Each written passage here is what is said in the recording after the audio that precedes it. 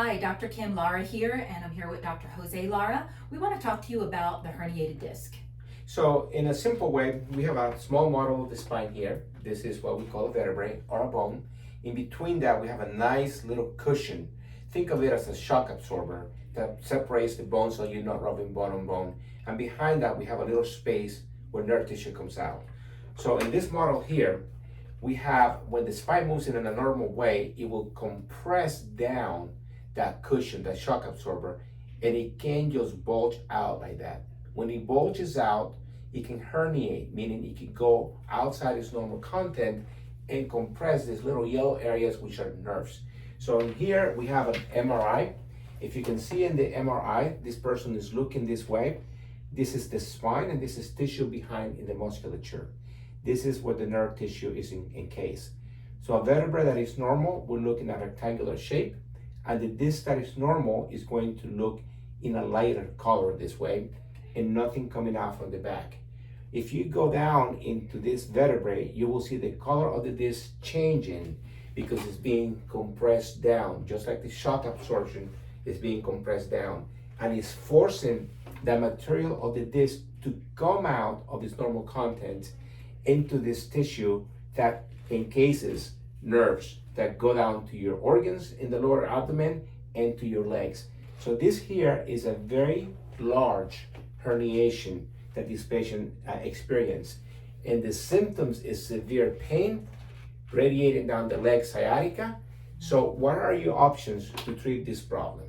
So if you go to a typical doctor, many times they'll see this and they're just going to prescribe some pain meds. Maybe Percocet, maybe an opioid, which most people don't want to take because it's addictive, it ruins your digestive system, your brain is foggy, some people can't function on those. The other option would be just take a knife and slice the thing off, and that has tremendous risk. And it is an option when you just look at it through that glass.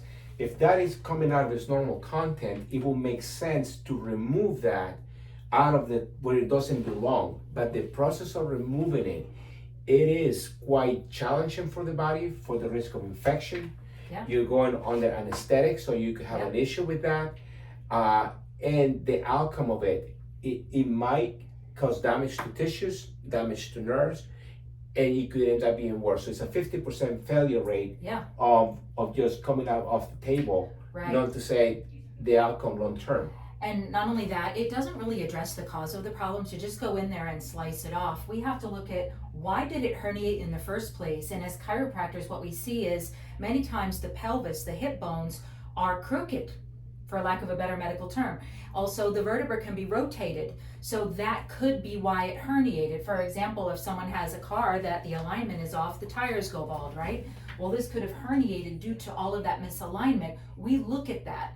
A lot of doctors don't even pay attention to that, and that could be why. So if you slice that off, down the road, you're going to need another surgery again. So correct. So the abnormal compression to the disc is what caused the disc to bulge out of its normal contents. Once it's out, it's very difficult for it to go back on its own. You have to either cut it off or one more treatment. Medications, exercise is not going to retract the disc. It's just going to decrease the inflammation. It's going to maybe have some mobility if you could even go through it, some kind of exercise. But truly, the only other way to do it is to use a system called spinal decompression, which is a computerized system that puts pressure on this area and creates a vacuum phenomenon inside the disc to retract it back to its normal contents without having to go and removing the disc. Yeah, the spinal decompression machine that we use is called the DRX 9000. It is the only spinal decompression machine that can pinpoint a specific disc level. And it uses a series of gentle weights, very gradually creeping up and creeping down to create that pump to, in essence, suck back in that material. Here, they just want to cut it off. We want to get it back into its contents, get all the alignment stable. So now you have a lasting result. Correct.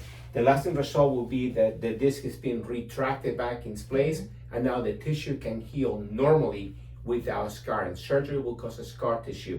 Scar tissue becomes fibrotic, which means it's not as elastic, it's not pliable like normal tissue will be.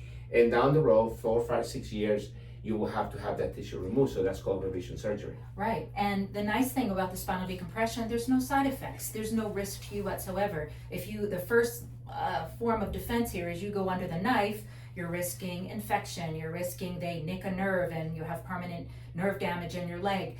This kind of thing has no, no secondary mal effect at all, except pain relief, stability. It's a great option. So we hope this has been informational to you, and if you have any questions about it, feel free to call the office or ask any of the doctors here at Gansden.